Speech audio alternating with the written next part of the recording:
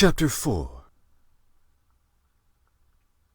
Raskolnikov had been a vigorous and active champion of Sonia against illusion, although he had such a load of horror and anguish in his own heart. But having gone through so much in the morning, he found a sort of relief in a change of sensations, apart from the strong personal feeling which impelled him to defend Sonia.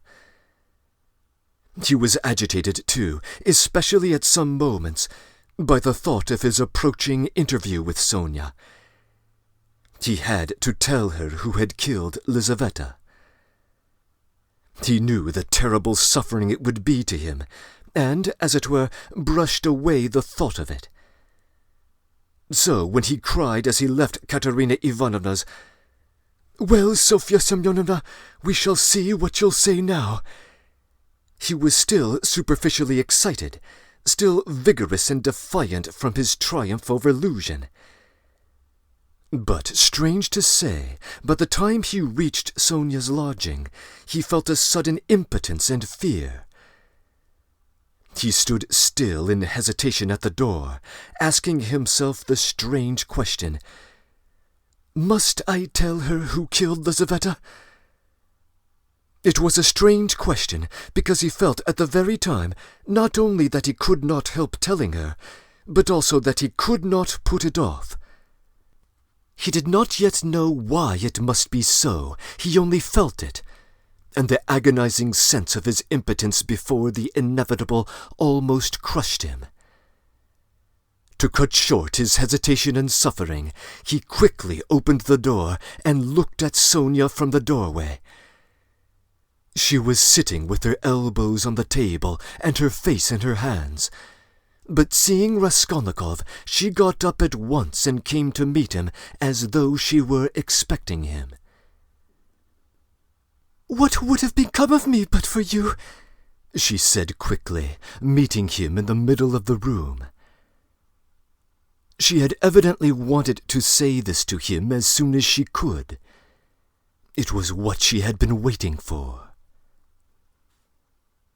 Raskolnikov went to the table and sat down on the chair from which she had only just risen.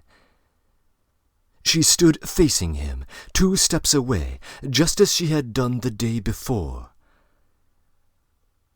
"Well, Sonia," he said, and felt that his voice was trembling. "It was all due to your social position and the habits associated with it. Did you understand that just now?" Her face showed her distress.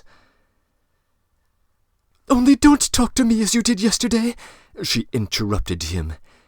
"Please don't start. There is misery enough without that."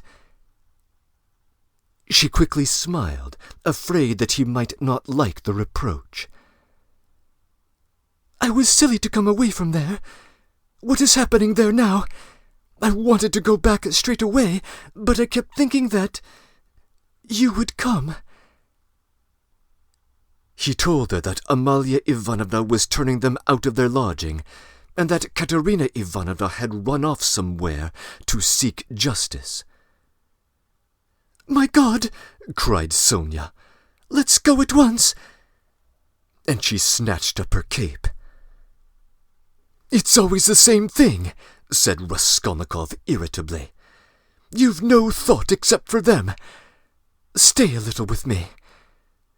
"But, Katerina Ivanovna—" "You won't lose Katerina Ivanovna, you may be sure. She'll come to you herself if she's run out," he added peevishly.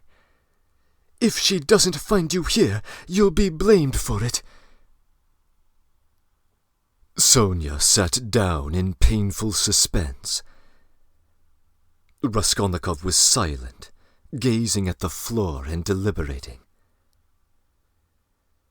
"This time Luzhin did not want to prosecute you," he began, not looking at Sonia.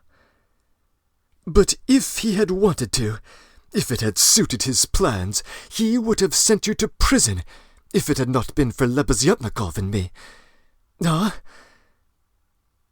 "Yes," she assented in a faint voice. "Yes," she repeated, preoccupied and distressed. "But I might easily not have been there, and it was quite an accident that Lebeziatnikov turned up." Sonia was silent. "And if you'd have gone to prison, what then? Do you remember what I said yesterday?" Again she did not answer. He waited. "I thought you would shout again. 'Don't talk about it, leave off.'" Raskolnikov laughed, but in a rather forced way. "What, silence again?" he asked a minute later. "We must talk about something, you know.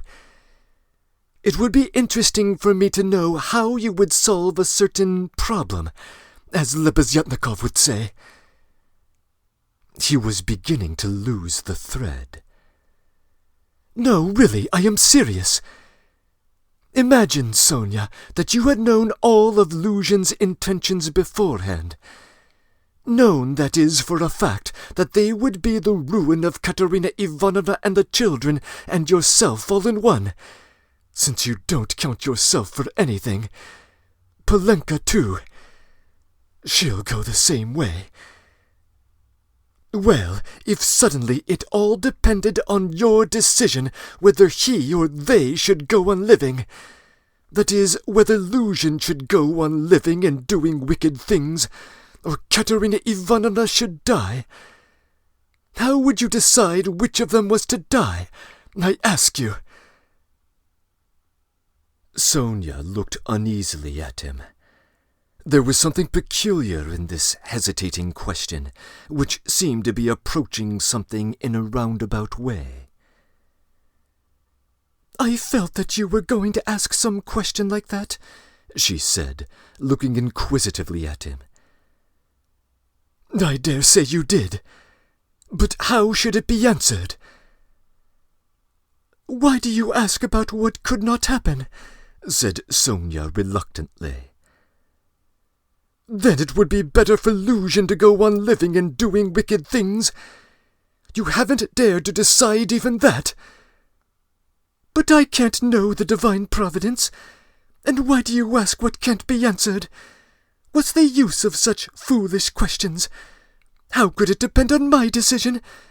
Who has made me a judge to decide who ought to live and who ought not to live?"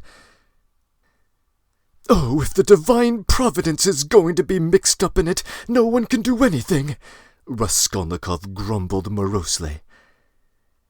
"You'd better say straight out what you want," Sonia cried in distress. "You are leading up to something again. Can you have come just to torture me?" She could not control herself and began crying bitterly. He looked at her in gloomy misery.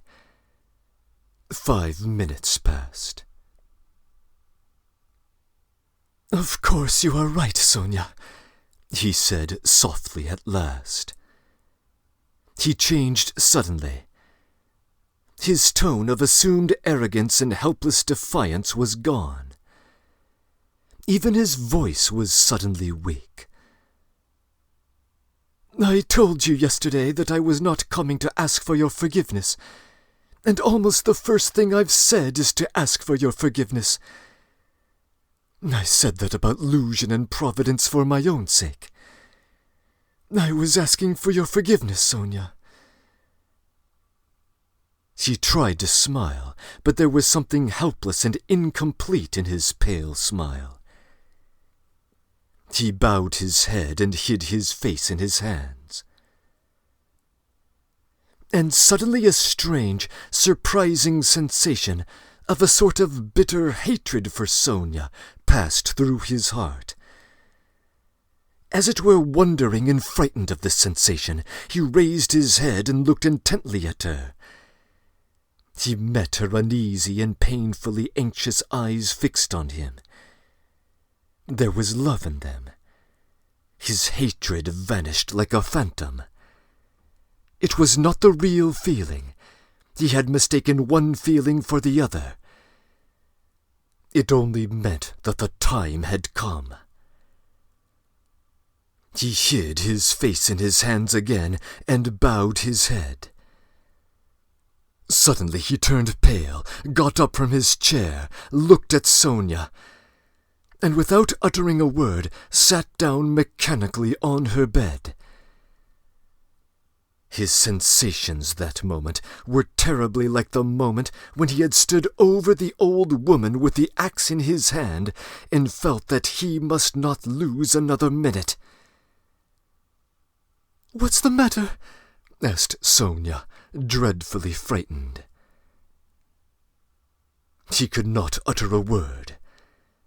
This was not at all the way he had intended to tell, and he did not understand what was happening to him now. She went up to him, softly, sat down on the bed beside him and waited, not taking her eyes off him. Her heart throbbed and sank. It was unendurable. He turned his deadly pale face to her. His lips worked, helplessly struggling to utter something.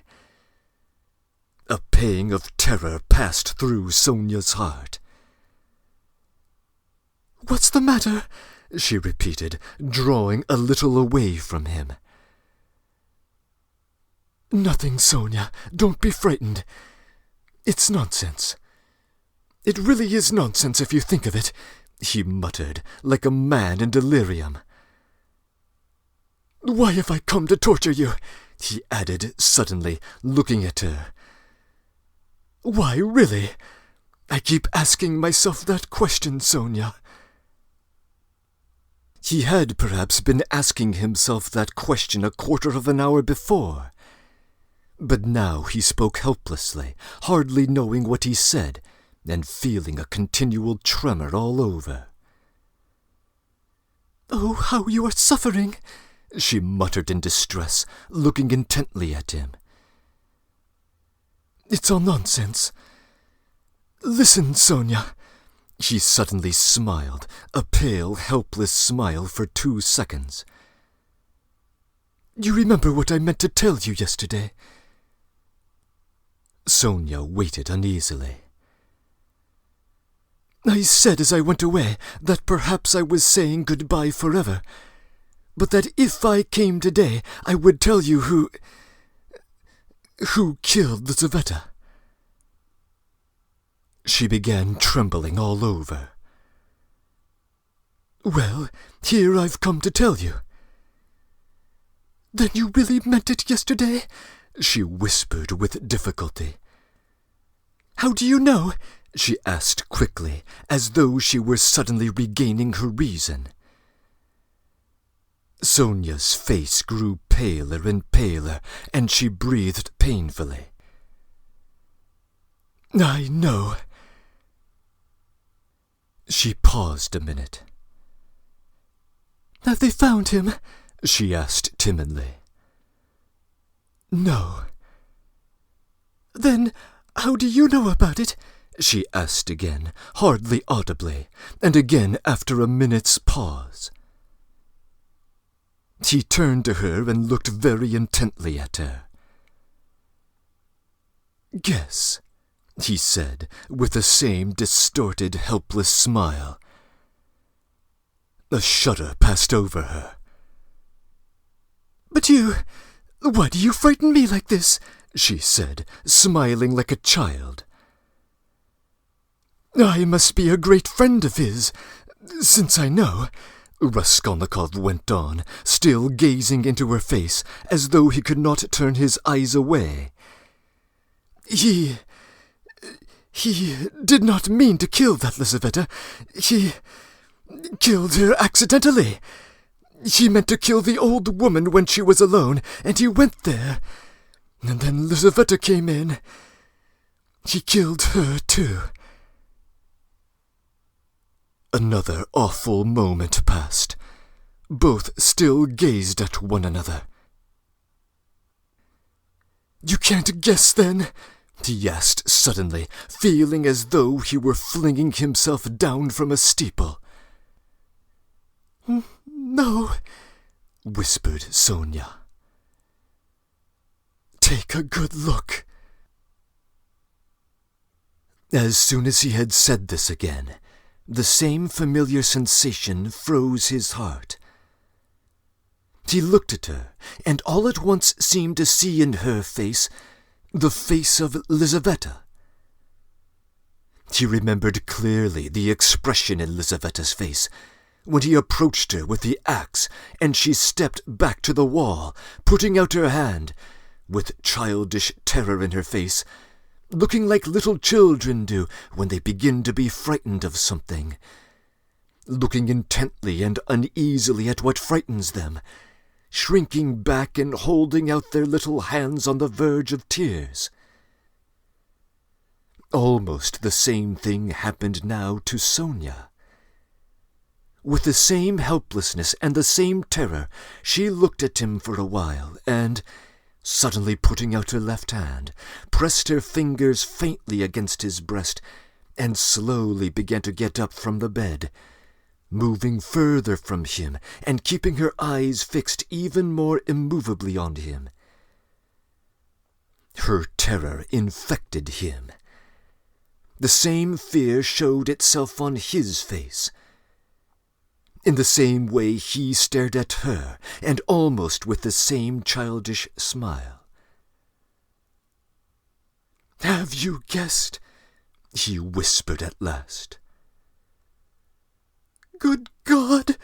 broke in an awful wail from her chest.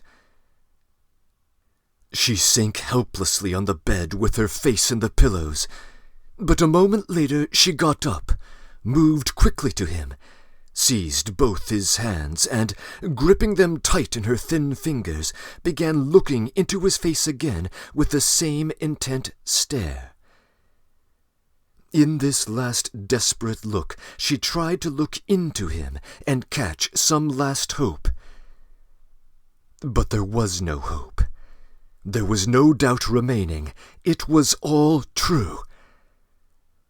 Later on, indeed, when she recalled that moment, she thought it was strange, and wondered why she had seen at once that there was no doubt. She could not have said, for instance, that she had foreseen something of the sort. And yet now, as soon as he told her, she suddenly imagined that she had really foreseen this very thing. "Stop, Sonia! Enough! Don't torture me!" he begged her miserably. It was not at all like this that he had thought of telling her, but this is how it happened. She jumped up, seeming not to know what she was doing, and, wringing her hands, walked into the middle of the room, but quickly went back and sat down again beside him, her shoulder almost touching his. All of a sudden she started as though she had been stabbed, uttered a cry, and fell on her knees before him. She did not know why. "What have you done? What have you done to yourself?" she said in despair, and, jumping up, she flung herself on his neck, threw her arms round him, and held him tight. Raskolnikov drew back and looked at her with a mournful smile. "You are a strange girl, Sonia. You kiss me and hug me when I tell you about that. You're not thinking about what you're doing. There is no one in the whole world now who is as unhappy as you," she cried in a frenzy, not hearing what he said, and she suddenly broke into violent hysterical weeping. A feeling long unfamiliar to him flooded his heart and softened it at once. He did not struggle against it. 2 tears started into his eyes and hung on his eyelashes. "Then you won't leave me, Sonia?" he said, looking at her almost with hope.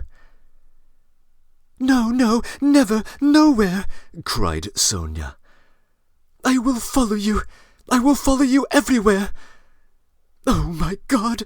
Oh, how miserable I am! Why didn't I know you before? Why didn't you come before? Oh, dear. And now I have come. Yes, now. What's to be done now? Together, she repeated as it were unconsciously, and she hugged him again. I'll follow you to Siberia. He recoiled at this, and the same hostile, almost haughty smile came to his lips. Perhaps I don't want to go to Siberia yet, Sonia, he said. Sonia looked at him quickly. Again, after her first passionate, agonizing sympathy for the unhappy man, the terrible idea of the murder overwhelmed her. In his changed tone, she seemed to hear the murderer speaking. She looked at him bewildered. She knew nothing as yet, why, how, with what aim the crime had been committed. Now all these questions rushed at once into her mind, and again she could not believe it. He is a murderer. Could it be true? What's the meaning of it? Where am I? She asked in complete bewilderment, as though still unable to recover herself. How could you, a man like you, how could you bring yourself to it? What does it mean? To plunder, perhaps? Leave off, Sonia, he answered wearily, almost with vexation. Sonia stood as though she had been struck dumb. But suddenly she cried, You were hungry. It was to help your mother, yes? No, Sonia, no, he muttered, turning away and hanging his head. I was not as hungry as that. I certainly did want to help my mother, but that's not the real reason either. Don't torture me, Sonia. Sonia clasped her hands. Could it all be true? Good God, what a truth! Who could believe it? And how could you give away your last penny and still rob and murder? Ah, she cried suddenly. That money you gave Katerina Ivanovna! That money! Can that money... No, Sonia, he broke in hurriedly. That money was not it. Don't worry yourself. That money my mother sent me, and it came when I was ill, the day I gave it to you. Razumikin saw it. He took it for me. That money was mine, my own. Sonia listened to him in bewilderment and did her utmost to understand him. And that money... I don't even really know whether there was any money, he added softly, as though reflecting. I took a purse off her neck, made of chamois leather. A purse stuffed full of something. But I didn't look in it. I suppose I didn't have time. And the things, chains and trinkets, I buried under a stone with the purse next morning in a yard off the V Prospect. They are all there now. Sonia strained every nerve to listen. Then why, you said you did it to rob, but you took nothing? She asked quickly, catching at a straw. I don't know. I haven't yet decided whether to take that money or not, he said, musing again. And, seeming to wake up with a start, he gave a brief ironic smile. Duh, what nonsense I'm talking, eh? The thought flashed through Sonia's mind. Wasn't he mad? But she dismissed it at once. No, it was something else. She could make nothing of it. Nothing. Do you know, Sonia, he said suddenly with conviction, let me tell you something. If I'd simply killed someone because I was hungry, laying stress on every word and looking enigmatically but sincerely at her, I would be happy now. You must believe that. What would it matter to you? He cried a moment later with a sort of despair. What would it matter to you if I were to confess that I did wrong? What do you gain by such a stupid triumph over me? Ah, Sonia, was it for that I've come to you today? Again, Sonia tried to say something, but did not speak. I asked you to go with me yesterday because you are all I have left. Go where? Asked Sonia timidly. Not to steal and not to murder. Don't be anxious. He smiled bitterly. We are so different.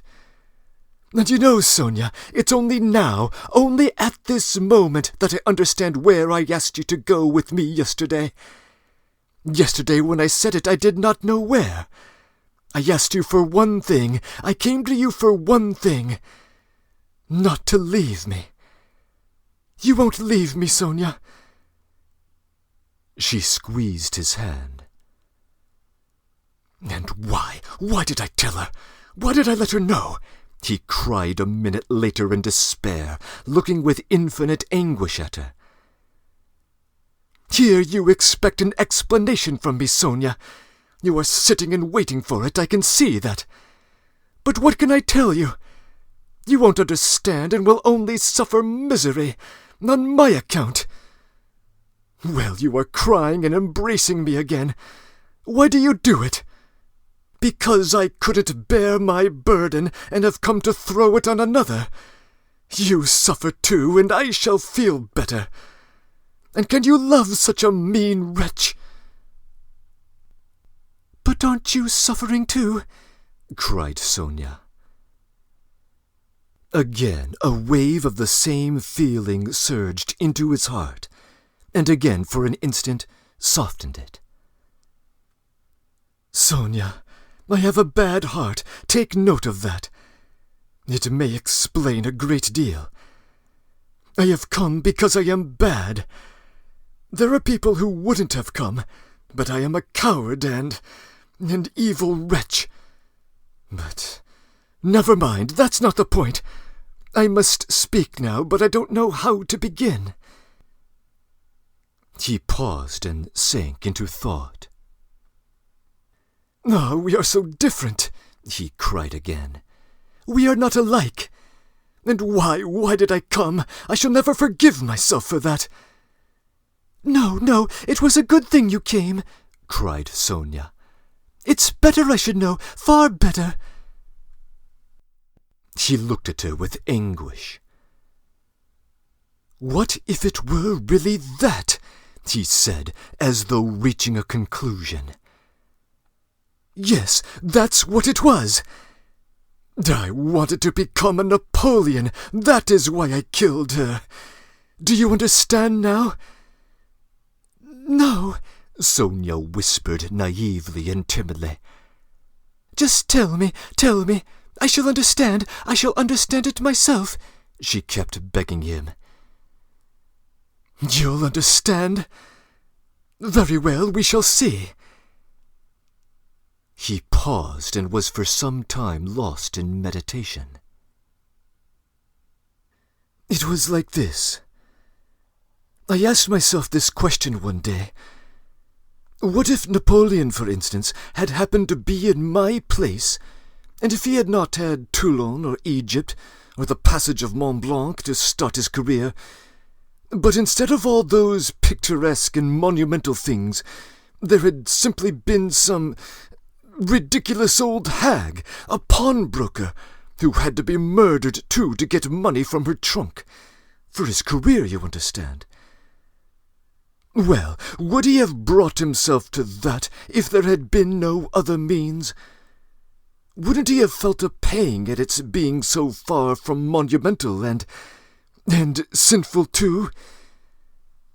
Well, I must tell you that I worried myself so terribly over that question that I was extremely ashamed when I guessed at last, all of a sudden somehow, that it would not have given him the least pain, that it would not even have struck him that it was not monumental, that he would not have seen that there was anything in it to pause over, and that if he had had no other way, he would have strangled her in a minute without thinking about it. Well, I, too, left off thinking about it, murdered her following his example, and that's exactly how it was.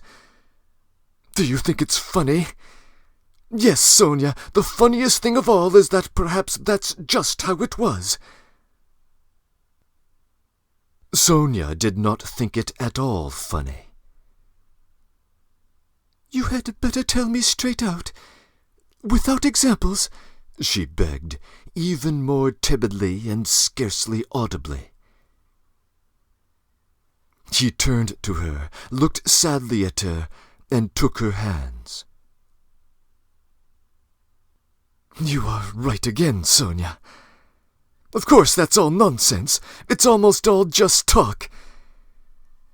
You see, you know, of course, that my mother has scarcely anything. My sister happened to have a good education, and was condemned to slave away as a governess. All their hopes were centered on me. I was a student, but I couldn't keep myself at the university, and was forced for a time to leave it. Even if I had lingered on like that, in 10 or 12 years I might, with luck, hope to be some sort of teacher or clerk with a salary of 1,000 rubles. He repeated it as though it were a lesson. And by that time my mother would be worn out with grief and anxiety, and I could not succeed in keeping her in comfort, while my sister might well have fared worse. And it's a hard thing to pass everything by all your life, to turn your back upon everything, to forget your mother and politely accept the insults inflicted on your sister. Why should you, when you have buried them, to burden yourself with others, wife and children, and to leave them again without a penny? So I resolved to gain possession of the old woman's money and to use it for my first years without worrying my mother, to keep myself at the university, and for a little while after leaving it, and to do this all on a broad, thorough scale, so as to build up a completely new career and enter upon a new life of independence. Well, that's all. Well, of course, in killing the old woman I did wrong. Well, that's enough. He struggled to the end of his speech in exhaustion and let his head sink.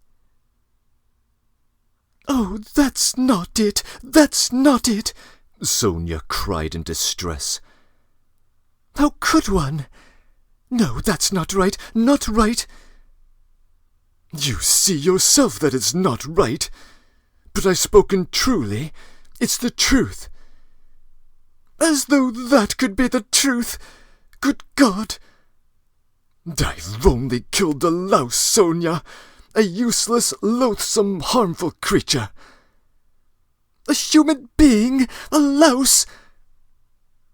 I know, too, that it wasn't a louse, he answered, looking strangely at her. But I am talking nonsense, Sonia, he added. I've been talking nonsense for a long time. That's not it. You are right there. There were quite different causes for it.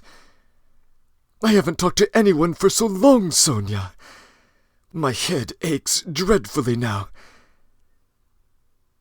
His eyes shone with feverish brilliance. He was almost delirious. An uneasy smile strayed on his lips. His terrible exhaustion could be seen through his excitement. Sonia saw how he was suffering. She, too, was growing dizzy. And he talked so strangely. It seemed somehow comprehensible, but yet... "But how? Good God!" And she wrung her hands in despair. "No, Sonia, that's not it," he began again suddenly, raising his head, as though a new and sudden train of thought had struck and as it were roused him. "That's not it. Better imagine, yes, it's certainly better. Imagine that I am vain, envious, malicious, base, vindictive, and, well, perhaps with a tendency to insanity. Let's have it all out at once. They've talked of madness already, I noticed. I told you just now I could not keep myself at the university. But you know that perhaps I might have done.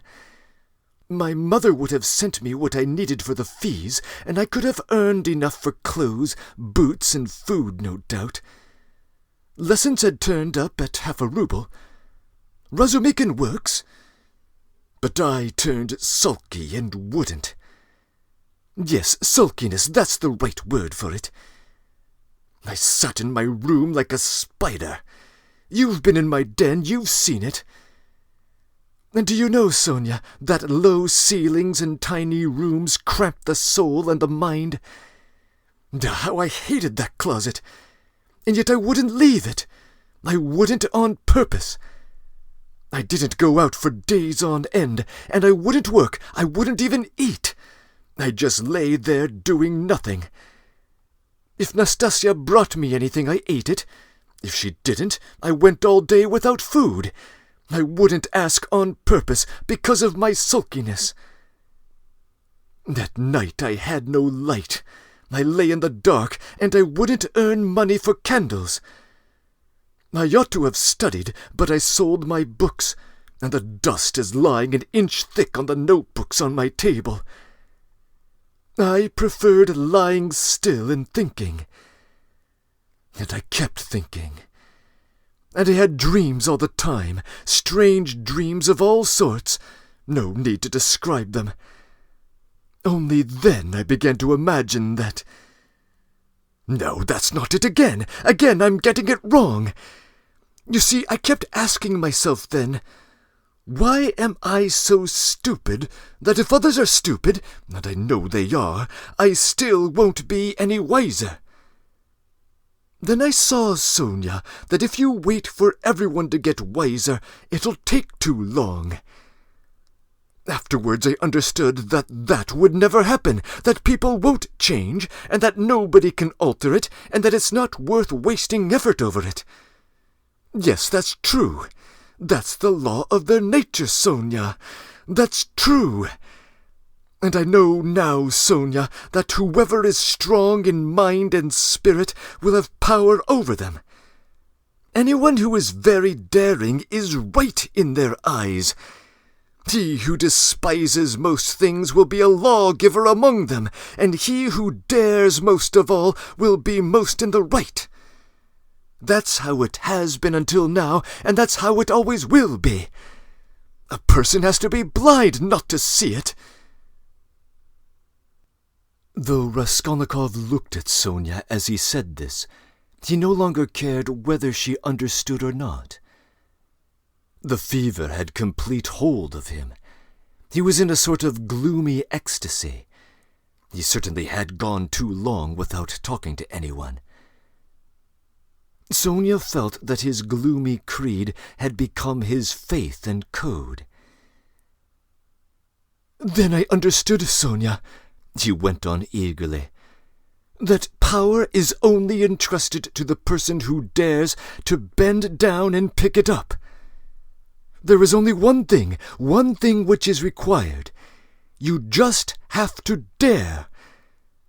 Then, for the first time in my life, an idea took shape in my mind which no one had ever thought of before. No one.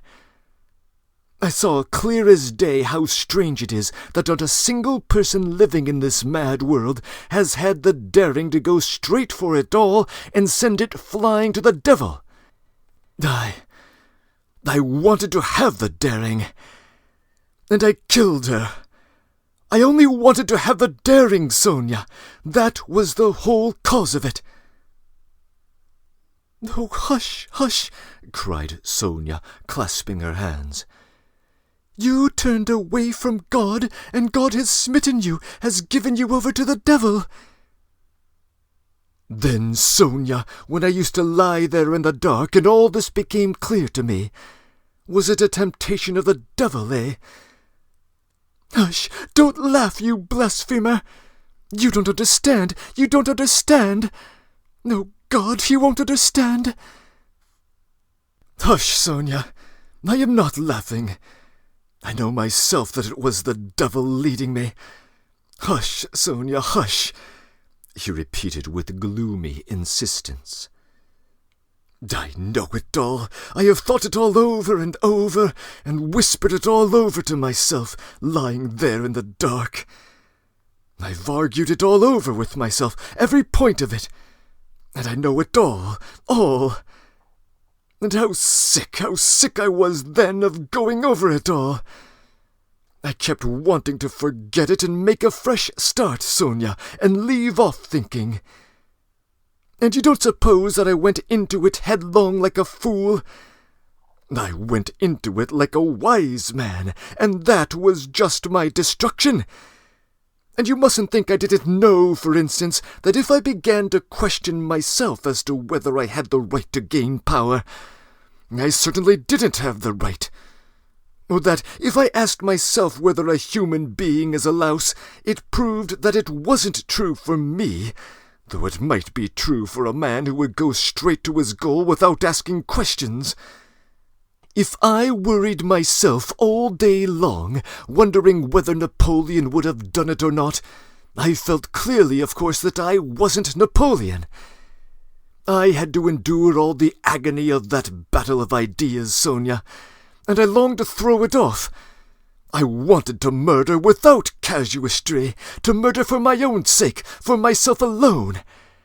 I didn't want to lie about it even to myself. It wasn't to help my mother I did the murder. That's nonsense. I didn't do the murder to gain wealth and power and to become a benefactor of mankind. Nonsense. I just did it. I did the murder for myself alone. And whether I became a benefactor to others, or spent my life like a spider, catching men in my web and sucking the life out of men, I couldn't have cared at that moment. And it was not the money I wanted, Sonia, when I did it. It was not so much the money I wanted, but something else. I know it all now. Understand me. Perhaps I should never have committed a murder again. I wanted to find out something else. It was something else which led me on. I wanted to find out then and there whether I was a louse like everybody else, or a man. Whether I can overstep barriers or not. Whether I dare bend down to pick up or not.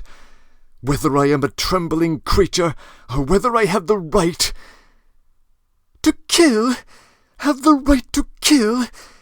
Sonia clasped her hands. "Ah, Sonia," he cried irritably, and seemed about to make some retort, but was contemptuously silent. "Don't interrupt me, Sonia.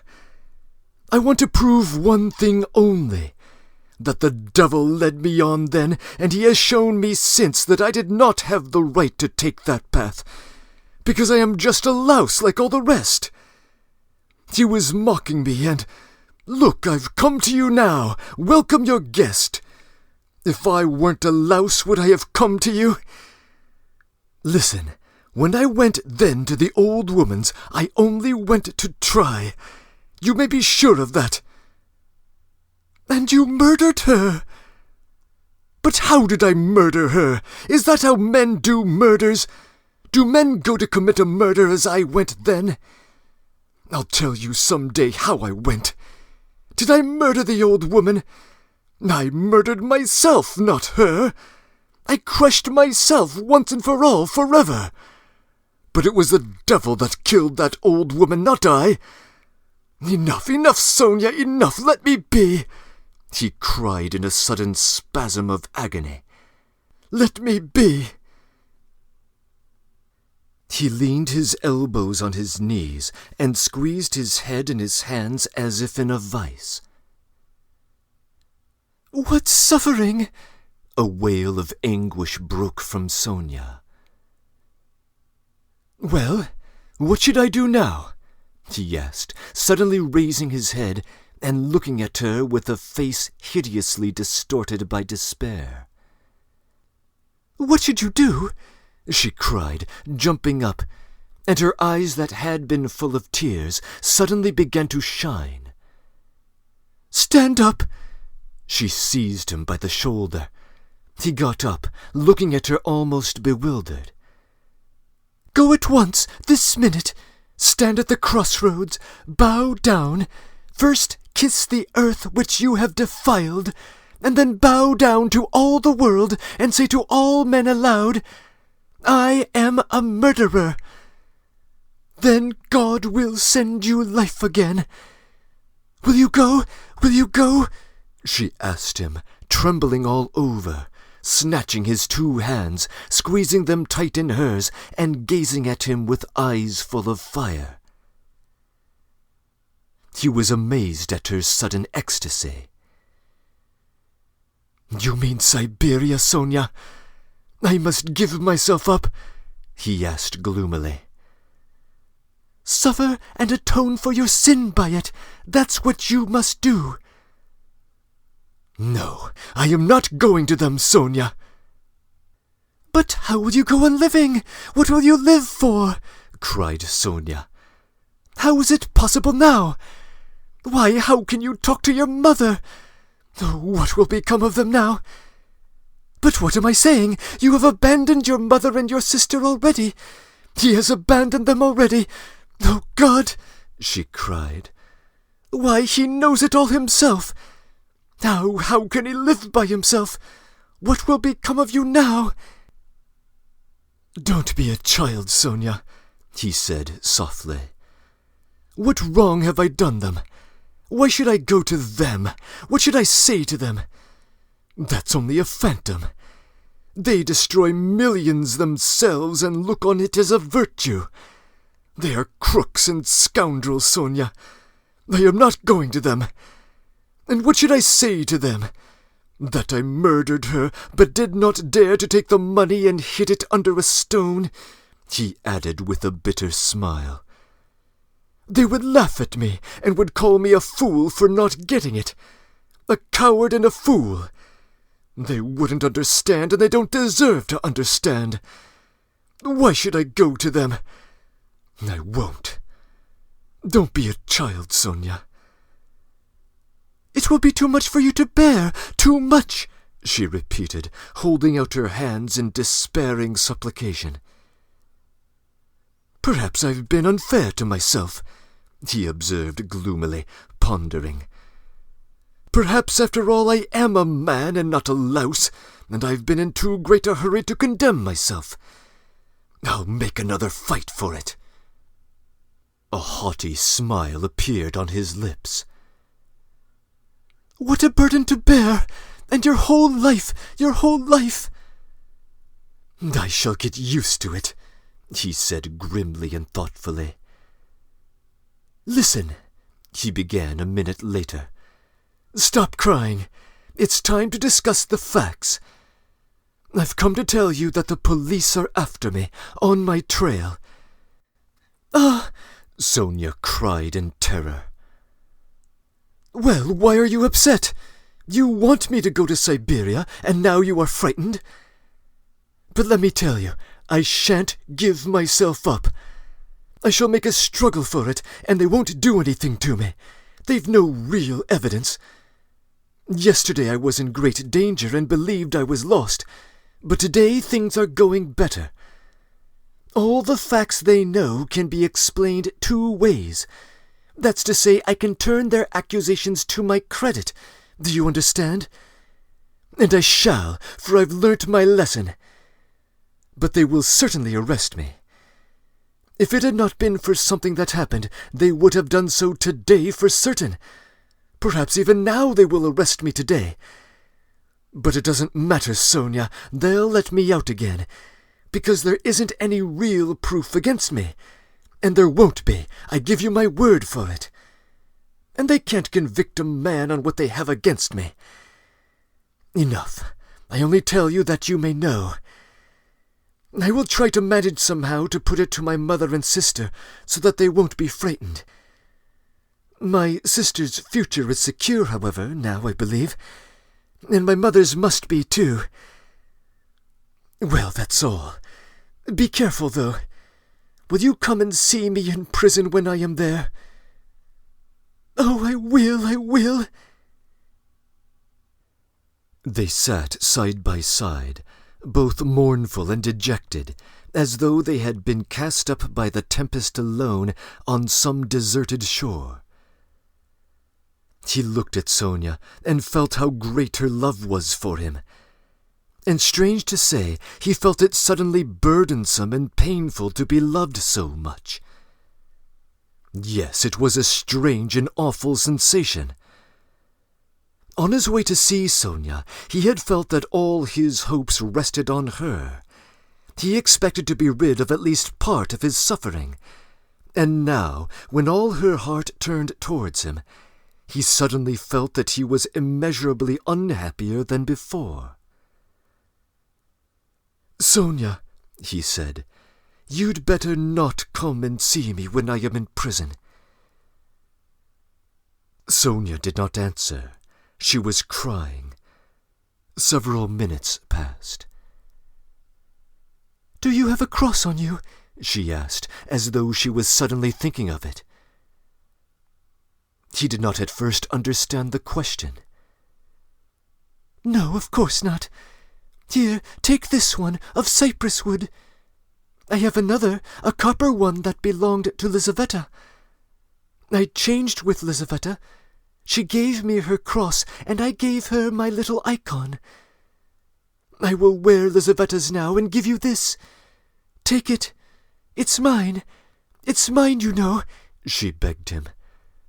"We will go to suffer together, and together we will bear our cross." "Give it to me," said Raskolnikov. He did not want to hurt her feelings. But immediately he drew back the hand he held out for the cross. "Not now, Sonia. Better later," he added to comfort her. Yes, better," she repeated with conviction. "When you go to meet your suffering, then put it on. You will come to me. I'll put it on you. We will pray and go together." At that moment, someone knocked 3 times at the door. "Sofia Semyonovna, may I come in?" they heard in a very familiar and polite voice. Sonia rushed to the door in a fright. The flaxen head of Mr. Lebeziatnikov appeared at the door.